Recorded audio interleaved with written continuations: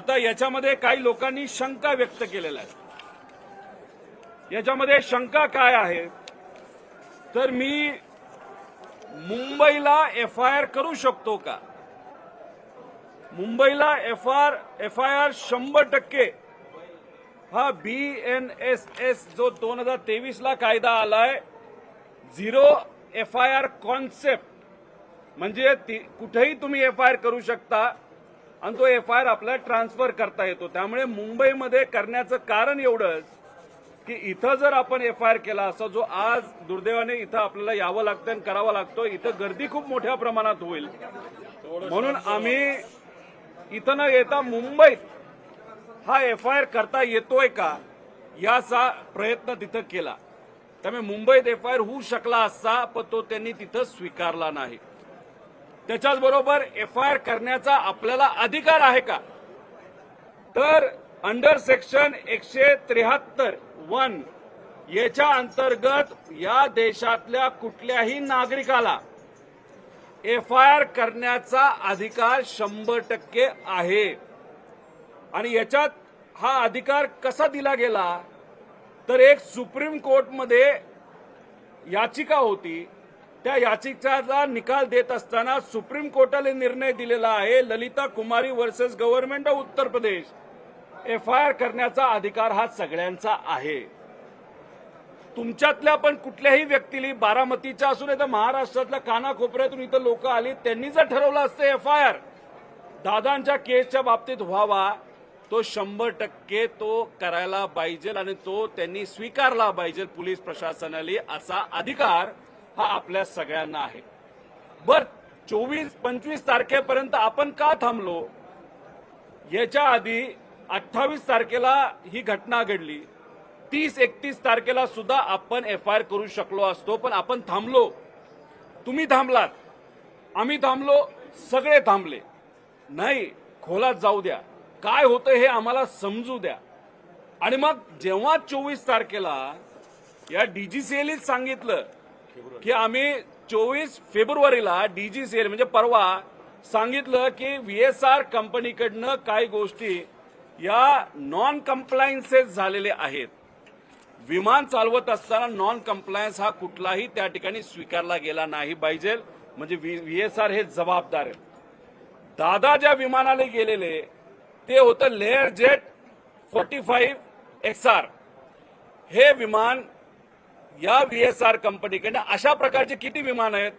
7 विमानं होती, त्यात एकातून दादा प्रवास करत होते आणि त्याची दुर्घटना त्या ठिकाणी झाली। 2023 ला दुसरं विमान जे मुंबईमध्ये तिथं दुर्घटनाग्रस्त झालं, राहिले किती? 5। आणि या 24 तारखेच्या आदेशाप्रमाणे DGCIच्या 5च्या 5 राहिलेले विमान हे XR। मग मला हा प्रश्न आपल्या सर्वांना करायचा आणि तो प्रश्न मी पोलिसांसमोर सुद्धा केला की मग जर 5च्या 5 आज असणारी विमानं तुम्ही ग्राउंड करता, ते बंद ठेवता, मग अजितदादांना खराब विमान का दिलं गेलं? ते चुकून दिलं गेलं का मुद्दामून दिलं गेलं? या बाबतीतला FIR करण्यासाठी आम्ही सर्वजण इथं आलो होतो। हा FIR कोणाच्या विरोधात आहे? तर हा VSR कंपनीच्या विरोधात आहे, त्यांच्या मालकांच्या विरोधात आहे।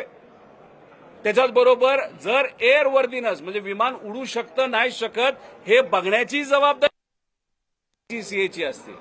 मग कोण असे अधिकारी होते की अजितदादा ज्या विमानातून प्रवास करत होते ते विमान चांगलं आहे, चांगल्या कंडिशनमध्ये आहे, हे कुणी सांगितलं? असे कुठले अधिकारी आहेत, कुणी सह्या केल्या?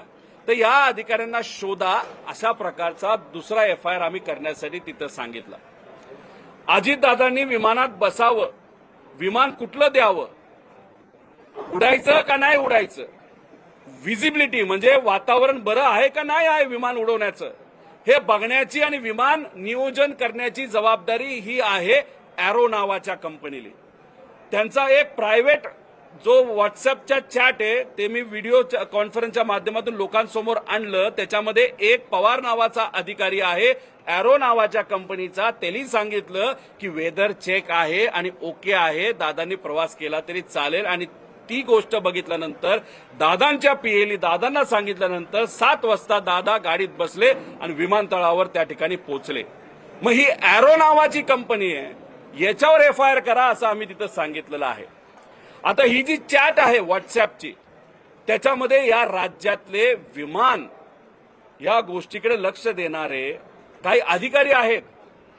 तर त्या अधिकारी जर त्या व्हॉट्सअप चॅटमध्ये होते, त्या ग्रुपमध्ये होते आणि अशा पद्धतीने चॅट येऊन सुद्धा, आणि तुम्हाला राज्य शासन जर पगार देत असेल की एखादा व्हीआयपी ट्रॅव्हल करत असताना तो सुखरूप आहे का नाही, विमान योग्य आहे का नाही आहे ते बघण्याचा अधिकार हा त्या अधिकाऱ्याचा असताना सुद्धा त्यांनी दुर्लक्ष केलं आणि दुर्लक्ष केल्यामुळे दादांनी तो प्रवास केला आणि दुर्घटना घडली. मग त्या ग्रुपमध्ये असणारे जे कोणी अधिकारी असतील त्यांच्यावर एफआयआर करा. हा 4था एफआयआर आम्ही इथं मागितलेला आहे. याच्यात आम्ही कोणाचंही नाव घेतलं नाही. जे या देशाचे एव्हिएशन मिनिस्टर आहेत, ज्यांचा राजीनामा आम्ही मागतोय, का ज्या पार्टीतून ते येतात त्या पार्टीचं आणि व्हीएसआर कंपनीचं डायरेक्ट तिथं कमर्शियल रिलेशनशिप आहे, आर्थिक व्यवहार आहे. मग आर्थिक व्यवहार असणारा जर एखादा पक्ष असेल, त्याच्या जवळच्या एखाद्या व्यक्तीची कंपनी असेल आणि मग त्या कंपनीचं आणि व्हीएसआरचं नातं असेल, तर मग तिथं असणाऱ्या एव्हिएशन मंत्र्याला त्या पदावर राहण्याचा कुठलाही अधिकार नाही असं आम्ही बोललो होतो. लोकांची इच्छा आहे. पण या एफआयआर मध्ये आम्ही त्या एव्हिएशन मंत्र्याचं नाव घेतलंय का? नाही घेतलं, कारण आम्हाला राजकारण करायचं नाही. आम्ही याच्यामध्ये फक्त पोलिसांना एवढंच सांगितलं, एफआयआर व्हावा हा आमचा अधिकार आहे, नागरिक म्हणून, परिवार म्हणून तो तुम्ही स्वीकारावा. त्यांना तो स्वीकारावाच लागतो. कारण का तिथं जर आपण बघितलं बीएनएसएस मध्ये सगळ्यांना तो अधिकार आहे. पण गेले 2 तास आम्ही चर्चा करत आहोत. त्यांनी आम्हाला सांगत असताना नाही करता येणार नाही का? कारण का ऍक्सिडेंट रिपोर्ट हा फाईल झालाय. एक तुम्ही समजून घ्या, तुम्ही आता जात असताना जर कुणी मोटरसायकलवरनं पडल्यानंतर तुम्हाला लागलं आणि दुर्दैवाने, ही गोष्ट फक्त उदाहरण म्हणून तुम्ही घ्यावी, त्याच्यामध्ये दुर्दैवाने मृत्यू झाला, तर मग ऍक्सिडेंट रिपोर्ट काय असतो? डोक्यावर आपटला होता का? पडला कसा होता? लागलं कुठलं? किती हाडं मोडली? मग काय झालं होतं? डोकं फुटलं होतं का? मेंदू बाहेर आला होता का? काय हे ऍक्सिडेंट रिपोर्ट असतो. तर दादांचं आतापर्यंत काय झालंय? तर फक्त ऍक्सिडेंट रिपोर्ट झाले 28 तारखेला. त्याच्यावर सीआयडी इन्व्हेस्टिगेट करते असं आम्हाला सांगितलं, असं तुम्हाला सांगितलं. अरे पण ऍक्सिडेंट रिपोर्टवर तुम्ही इन्व्हेस्टिगेट करत असताना जो क्रिमिनल अँगल आहे त्याच्याबद्दल काय? आणि ऍक्सिडेंट रिपोर्ट हा एकदा फाईल झाल्यानंतर एफआयआर घेण्याचा अधिकार, नाही तर एफआयआर देण्याचा अधिकार हा नागरिकाचा असताना सुद्धा, आणि त्यांची ड्युटी असते की तो स्वीकारावा. तरी सुद्धा दादांच्या बाबतीत आम्ही जे मुद्दे मांडले त्याच्या बाबतीत कुठेही एफआयआर घेतला जात नाही.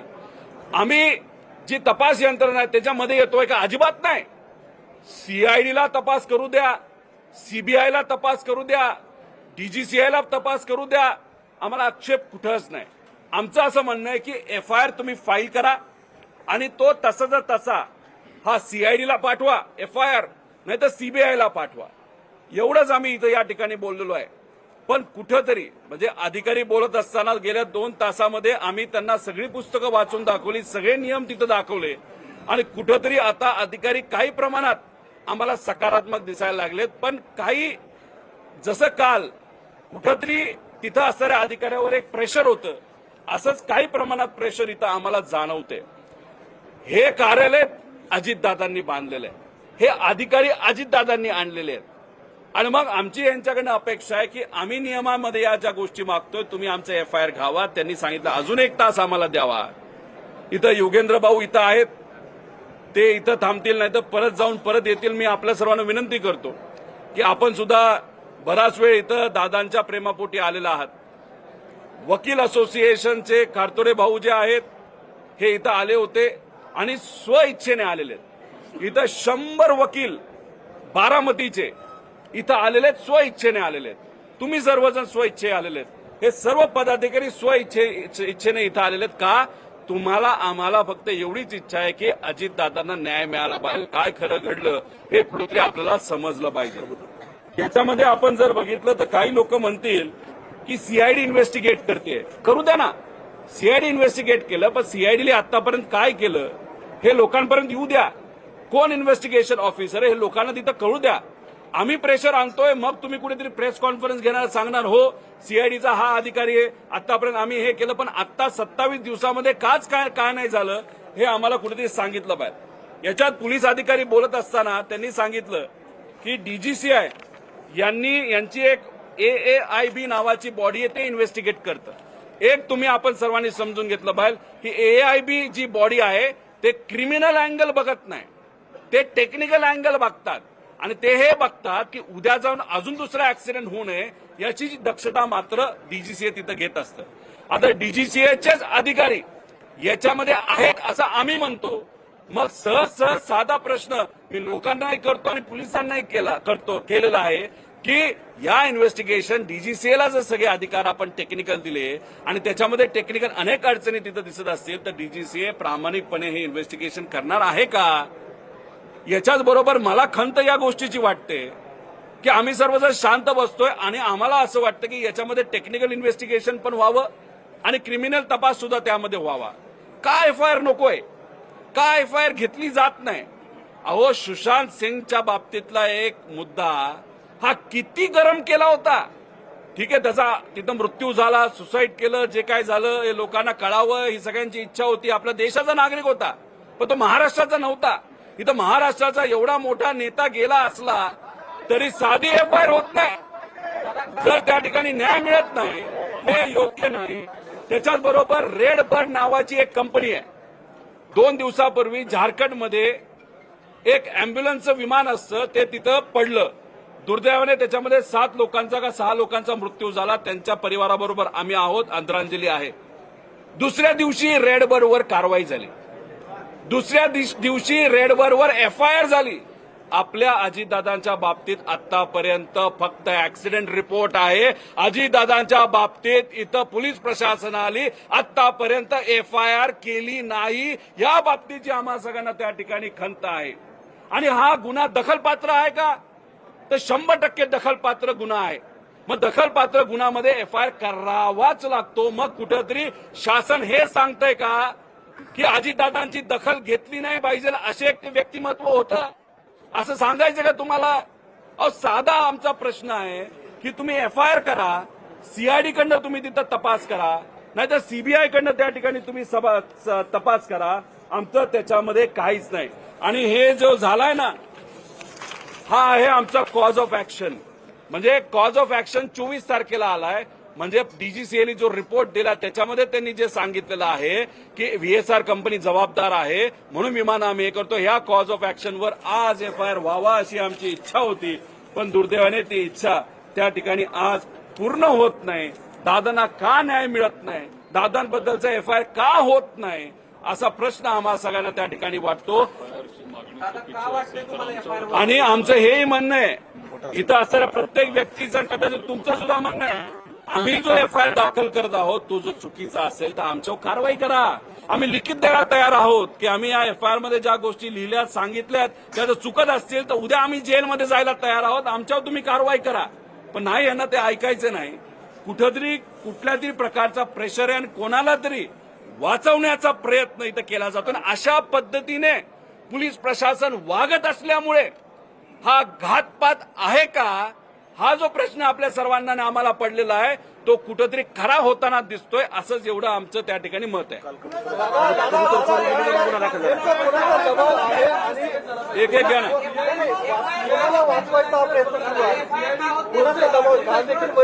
गुन्हा दाखल नाही झाला, इथे देखील दाखल नाही झाला. तुम्ही जसं म्हटलं की दबाव आहे आणि कुणाला तरी वाचवण्याचं कोण? VSR कंपनी जी आहे त्याचे जे मालक आहे ते अनेक सत्तेत असणाऱ्या मोठ्या नेत्यांच्या जवळचे आहेत. रोहित सिंग हा जो डायरेक्टर आहे त्याच्या लग्नासाठी महाराष्ट्रातून फार मोठा नेता लग्नाला गेला होता. आंध्र प्रदेशचे मुख्यमंत्री सुद्धा त्याच्या लग्नाला तिथं गेले होते. आंध्र प्रदेशच्या मुख्यमंत्र्यांची एक कुठली ती व्यक्तिगत फायनान्सची कंपनी NBFC त्या कंपनीने VSRला तिथं निधी दिला. मध्य प्रदेशची एक वेगळी कंपनी आहे त्यांनी सुद्धा VSRला मदत केली आहे. महाराष्ट्रातले अनेक लोक संलग्न आहेत. VSRला का वाचवण्याचा प्रयत्न होतो हे आम्हाला कळत आहे. दुसरं, दादांना म्हणजे ते लेअर जेट नावाचं विमान हे खराब होतं हे तिथं DGC आता सांगते. मग हे खराब विमान हे अजितदादांना मुद्दामून दिलं गेलं का चुकून दिलं गेलं, असाही प्रश्न आता आम्हाला त्या ठिकाणी पडायला लागलेला आहे. त्यामुळे ह्या सगळ्या गोष्टीकडे बघत असताना कुठंतरी कोणाचा तरी मोठ्या व्यक्तीचा हा हात आहे. आणि एफआयआर हा ऍक्सिडेंटवर होतोय, हा एफआयआर ऍक्सिडेंटवर होतोय. आमचं मत आहे ऍक्सिडेंटवर करा, एफआयआर नाही, इन्व्हेस्टिगेशन. एफआयआर तर झालाच नाही, इन्व्हेस्टिगेशन ऍक्सिडेंटवर होतोय. आमचं मत आहे ऍक्सिडेंटवर पण करा आणि घातपातावर म्हणजे क्रिमिनल अँगल आहे का हे सुद्धा तिथं बघा. पण हे यांच्याकडनं पोलीस प्रशासनाकडनं मान्य केलं जात नाही म्हणून एफआयआर होत नाही. म्हणजे कोणा ना कोणातरी मोठ्या व्यक्तीचा या मागे हात आहे असं आपल्याला म्हणावं लागेल. पुढची भूमिका काय असणार आहे? पुढची भूमिका काय असणार आहे? आपण तुम्ही या ठिकाणी आला होता. पोलीस हे बघा, मला असं कळालेलं आहे की आपण एफआयआर व्हावा हे जे आपलं स्टेटमेंट आहे ते माझं स्टेटमेंट आहे, युगेंद्रचं स्टेटमेंट आहे, इथं असलेल्या प्रत्येक पदाधिकाऱ्याचं स्टेटमेंट आहे, लोकांचं स्टेटमेंट आहे, लोकांनी सह्या केल्यात. पण फक्त कदाचित एक बातमी कुठेतरी लागली की याच्या माध्यमातून आम्ही होम मिनिस्टर यांचा राजीनामा मागतोय. असं अजिबात नाही. याच्यातून आमचं एवढंच म्हणणं आहे, आम्हाला राजकारण करायचंच नाही. करायचं असलं असतं तर आम्ही करू शकलो असतो. या मागे सगळ्यांनी ज्या सह्या केलेल्या आहेत त्या सह्या कशासाठी आहेत तर आमच्या अजितदादांचा जो घात नाही तर घातपात त्या ठिकाणी झालाय, नाही तर ऍक्सिडेंट झालेला आहे. आमच्या काकांचा मृत्यू त्याच्यामध्ये त्या ठिकाणी झालेला आहे. आमचे लाडके दादा जे आम्हाला सोडून गेलेले आहेत त्यांच्याबद्दलचा एफआयआर घेण्यात यावा या स्टेटमेंटवर या सर्व नागरिकांनी, त्यांच्या प्रेमी लोकांनी तिथं सह्या केलेल्या आहेत. आणि इथं बघा, इथं लोक स्वइच्छेने आलेत, सगळे वकील आलेत. वकील तिथं 2 तास आर्ग्यू करत होते की नाही तुम्हाला एफआयआर घ्यावा लागेल. अहो आम्ही 4 पुस्तकं तिथं वाचलीत आज 2 तासामध्ये, तरी सुद्धा पोलीस काय आमचं एफआयआर घेत नाही. हा कुठेतरी दुर्दैवाने महाराष्ट्राच्या मोठ्या नेत्यावर, अजितदादांवर अन्याय त्या ठिकाणी आहे. जर दादा इतके अनेक मोठ्या लोकांचे मित्र होते तर मग त्या मित्रांनी याच्यात लक्ष घालून एफआयआर करायला काय हरकत आहे.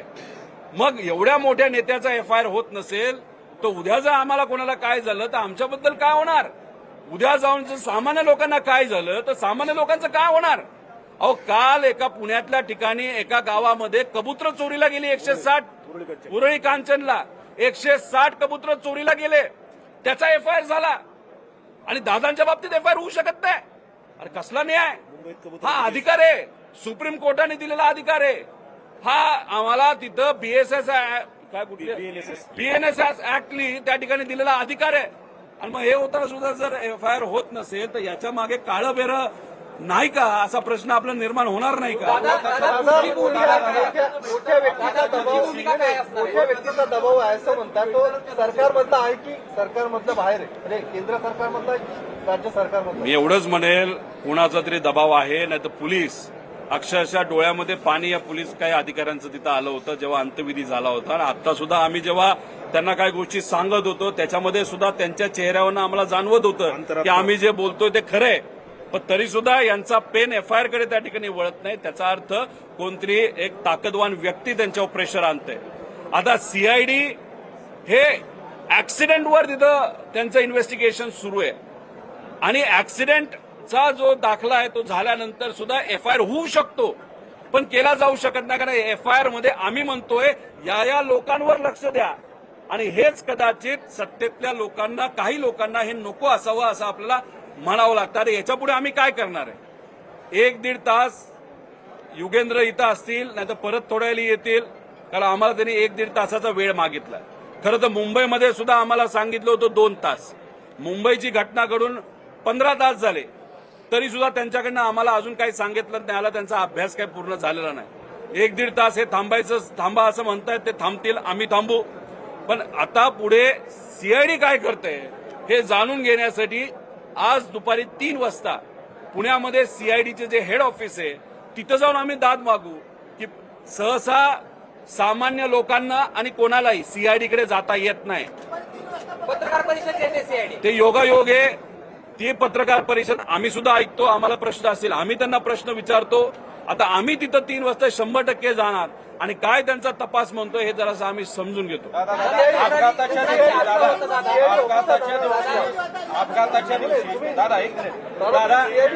अपघाताच्या दिवशी एटीसी बारामतीतून ऑपरेट होत होतं या संदर्भात त्यांनी काय स्पष्टता दिली आहे? या बाबतीत अनऑफिशियली बोलणं झालेलं आहे, पण जी ऑफिशियल माहिती आणि तुमच्यासारख्या काही चांगल्या पत्रकारांनी सुद्धा या बाबतीतलं इन्व्हेस्टिगेशन केलेलं आहे. दादांच्या प्रेमापोटी ते इन्व्हेस्टिगेशन सुद्धा आम्हाला आलेलं आहे.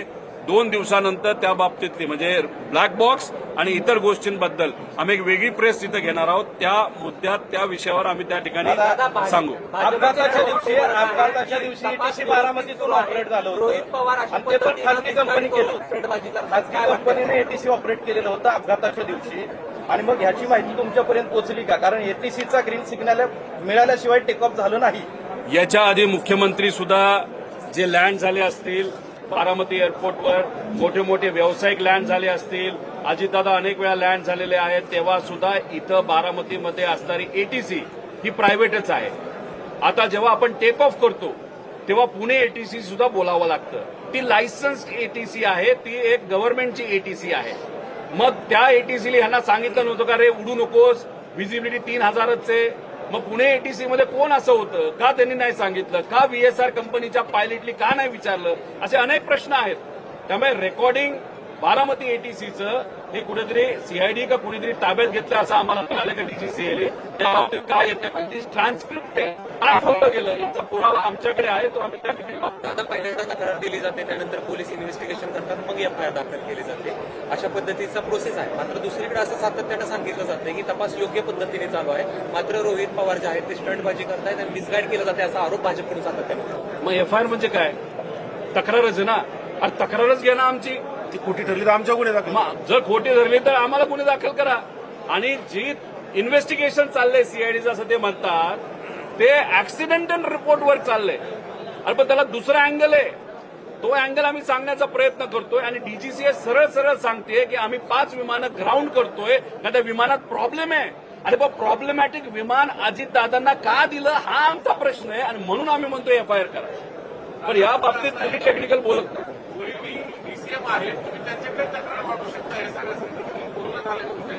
हे बघा, ते त्यांच्या लेवलवर प्रयत्न करताय. मला अजूनपर्यंत कुणीही, मी माझ्या वतीने देशाच्या होम मिनिस्टरला कागद दिलेत, प्रधानमंत्री साहेबांच्या कार्यालयामध्ये आम्ही कागद दिलेत, जे एव्हिएशन मंत्रालय त्यांना दिले आहेत, DGCA दिलेलं आहे, आणि सोशल मीडियाच्या माध्यमातून आम्ही CMOला पण दिलेत. CMO जेव्हा वेळ देतील ती उद्या देतात असं आम्हाला कळतं, तेव्हा त्यांना सुद्धा कागद दिले. आता हे आम्ही स्व इच्छेने त्या ठिकाणी दिलेलं आहे. याबद्दलची चर्चा सुद्धा तिथे झालेली आहे. आता याच्या पुढं माझं एकही मत आहे, आणि हे तुम्ही रेकॉर्ड करा, याच्या पुढचा लढा हा लोक लढतील, सगळे लढतील.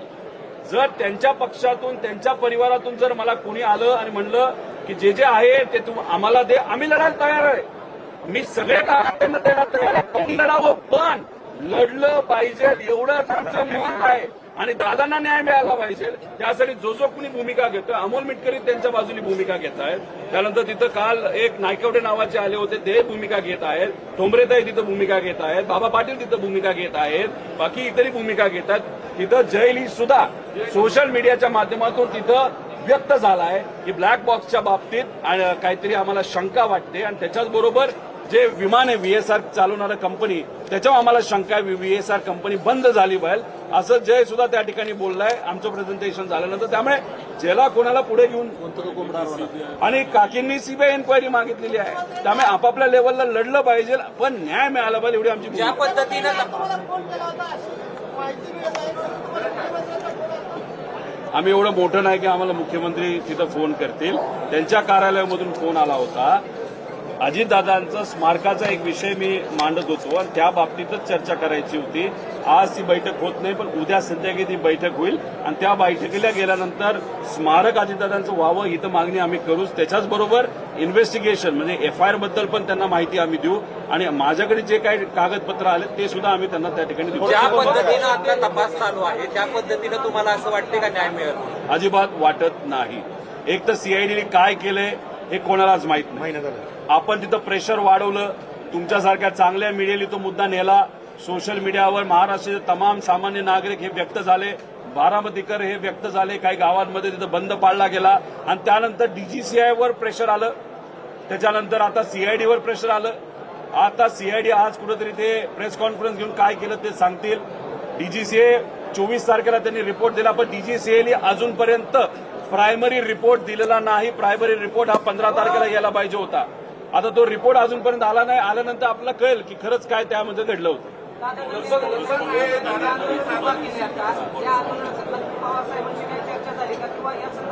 हे आंदोलन तुम्ही जे दादांच्या न्यायिक हक्कासाठी उभं केले या संदर्भात पवार साहेबांची काही चर्चा झाली का? आणि पवार साहेबांनी किंवा सुप्रियातांनी या आंदोलनाला काही परवानगी दिली का? हे आंदोलन उभा करा. एक तर तुम्ही समजून घ्या, हे आंदोलन रोहित पवारचं नाहीच आहे आणि हे आंदोलन पण नाहीये. आम्ही न्याय मागण्यासाठी प्रयत्न करत आहोत. एफआयआर करण्याचा प्रयत्न तिथं करतोय आणि खऱ्या गोष्टी लोकांसमोर याव्यात यासाठी मी असेल, हे सर्व मंडळी असतील, बाकी त्यांच्या पक्षातले काही लोक असतील आणि अशा पद्धतीने सगळेच लोक आपापल्या लेवलला तिथं प्रयत्न करत आहेत. फक्त हे करत असताना इन्व्हेस्टिगेशन आमच्या लेवलवर करत असताना कागदपत्र बऱ्यापैकी सोशल मीडिया आणि तुमच्या माध्यमातून मी लोकांसमोर आणले म्हणून माझी चर्चा आहे. ठीक आहे, माझी चर्चा नाही, हे सामान्य लोकांची इच्छा आहे की दादांना न्याय मिळाला पाहिजे आणि म्हणून हे वातावरण त्या ठिकाणी कुठेतरी आता या लेवलला आलंय की त्याची दखल हे केंद्र सरकारला सुद्धा आता घ्यावी लागते. विषय एवढाच आहे की साहेबांच्या बाबतीत एक गोष्ट तुम्हाला सांगतो की एखादा व्यक्ती योग्य पद्धतीने लढत असेल तर पवार साहेबांचा पाठिंबा असतो आणि पवार साहेब बोलूनच दाखवतात असं नसतं. दिल्लीला आमची प्रेस कॉन्फरन्स झाली तेव्हा पवार साहेबांच्याच बंगल्यावर त्या ठिकाणी झाली होती आणि आता येणाऱ्या पार्लमेंटमध्ये 9 तारखेला सुप्रियाताई, डॉक्टर कोले व आमचे सर्व खासदार, इतर पक्षाचे सुद्धा खासदार, ज्याच्यामध्ये काँग्रेस असेल, एकनाथ शिंदे साहेबांचे सुद्धा खासदार हा मुद्दा मांडतील असं आम्हाला वाटतं. कारण का आम्हाला विरोध हा भाजपच्या नेत्यांचा त्या ठिकाणी होतो. या प्रेस कॉन्फरन्सला एकनाथ शिंदे साहेबांच्या पक्षाच्या लोकांचा, नेत्यांचा आम्हाला तिथं विरोध नाही. म्हणजे अजितदादांना न्याय मिळावं हे एकनाथ शिंदे साहेबांची सुद्धा इच्छा त्या ठिकाणी दिसते. मग तुम्ही नावं का सांगत नाही? जर प्रेशर होतंय तर तुम्ही नावं का सांगत नाही? नेमका प्रेशर कोणाचा आहे? नाही, आता एफआयआरच्या बाबतीत ते काय करतात ते आपण सर्वजण बघू. जर याच्यातून कुठंच काही जात नाही, आम्हाला फक्त इच्छा एवढी याच्यात राजकारण आलं नाही म्हणून आम्ही कोणाचं नाव घेत नाही. जर वेळ आली, नाही मिळतच नाही दादांना, मग नंतर आम्ही नाव घ्यायला सुरुवात करू. दादा तुम्ही आज या ठिकाणी आला, तुमच्यासोबत दादांच्या पवार पक्षाचे आहेत, काही तुमच्या नेते आहेत कुटुंबातले त्याच्यामध्ये? दादांच्या कुटुंबातले सदस्य का नाही तुमच्यासोबत आता? ते त्यांच्या लेवलवर लढतायत ना. जयली तिथं इच्छा व्यक्त केली, आम्ही त्यांच्या कुटुंबातला आहोत, आम्ही पण त्यांच्या जवळ होते. त्यानंतर सुनित्रा काकींनी सीबीआयकडे एन्क्वायरी देण्यात यावी असंही तिथं पत्र दिलेलं आहे. पण हे सगळं होत असताना ज्या त्रुटी आहे, जसं एफआयआर होणं महत्वाचं आहे, एन्क्वायरीमध्ये बऱ्याच काही गोष्टी आम्हाला जाणवत आहेत. डीजीसीएकडनं सुद्धा काही लोकांना वाचवलं जातंय. हे जेव्हा आम्हाला कळालं, आम्ही आता प्रेस कॉन्फरन्सच्या माध्यमातून फक्त लोकांची जी इच्छा आहे की आम्हाला कळलं पाहिजे हे आम्ही त्या ठिकाणी दाखवत आहोत. शिवसेनेची लोक त्याच्यामध्ये नाही आहेत, राष्ट्रवादीचे आहेत का त्याच्यामध्ये? तुम्ही असं म्हणालात की शिवसेनेची लोक विरोध करत नाही, त्याच्यामध्ये राष्ट्रवादीची लोक आहेत का? येणाऱ्या पार्लमेंट एक तर त्यांच्याकडे एकच खासदार आहे, ते आहेत सुनील तटकरे. त्यानंतर प्रफुल्ल पटेल आहेत. प्रफुल्ल पटेल अतिशय अनुभवी व्यक्तिमत्व आहे. कशामध्ये? एव्हिएशनमध्ये. आम्ही ज्या पद्धतीने इथं लढतोय, डॉक्युमेंट आणतोय, त्यांचे जुने कॉन्टॅक्ट आहेत. त्यांनी आम्हाला जर मदत केली असती तर आम्हाला आवडलं असतं. 4-5 कागद आम्हाला दिली असती, नाही लढा तुम्ही चांगलं करता, पण त्यांच्याकडनं अजूनपर्यंत झालं नाही. उद्या कदाचित होईल. विषय तो नाही. विषय त्यांच्याकडे एकच खासदार आहे, ते मुद्दे मांडतील नाही मांडतील हा वेगळा विषय.